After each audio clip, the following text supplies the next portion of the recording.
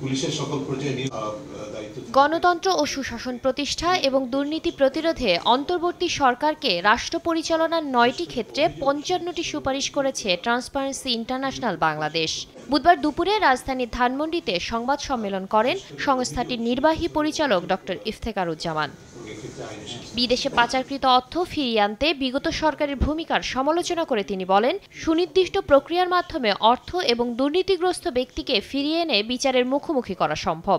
এছাড়া জাতীয় বাজেটে কালো টাকা সাদা করার সুযোগ বাতিলের দাবি জানায় সংস্থাটি। দুর্নীতি এবং অর্থ পাচার রোধে দুদক, বিএফআইইউ, এনবিআর, সিআইডি, অ্যাটর্নি জেনারেলের কার্যালয়কে সম্পৃক্ত করে স্থায়ী টাস্কফোর্স গঠনের সুপারিশ করা হয়। আমরা চেয়েছি তথ্য দেয় না, অথচ আমরা জানি সুনির্দিষ্টভাবে যে প্রক্রিয়ার তথ্য চাওয়ার কথা সেই প্রক্রিয়া তারা অনুসরণ করেননি।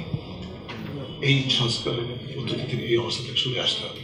দেশে গণতান্ত্রিক চর্চায় একই ব্যক্তি ২ মেয়াদে প্রধানমন্ত্রী না থাকার সুপারিশ করেন ডক্টর ইফতেখারুজ্জামান। এছাড়া একই ব্যক্তি প্রধানমন্ত্রী এবং দলীয় প্রধান হিসেবে না থাকারও সুপারিশ করে টিআইবি।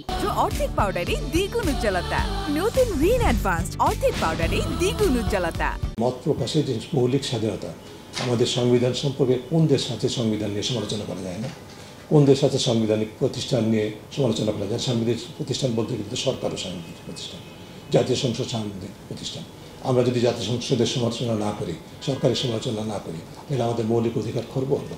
কাজে এই ধারাটি বাতিল করতে হবে। ছাত্র জনতার ত্যাগ মনে রেখে সত্যিকারের পরিবর্তনের জন্য কাজ করার আহ্বান জানানো হয় সংবাদ সম্মেলনে। তারা যদি এই আমাদের আন্দোলনের মূল চেতনা ধারণ করতে পারেন, তাহলে কিন্তু আমরা যেটা চাচ্ছি সেগুলো সম্ভব। শাতিলা শারমিন, সময় সংবাদ, ঢাকা।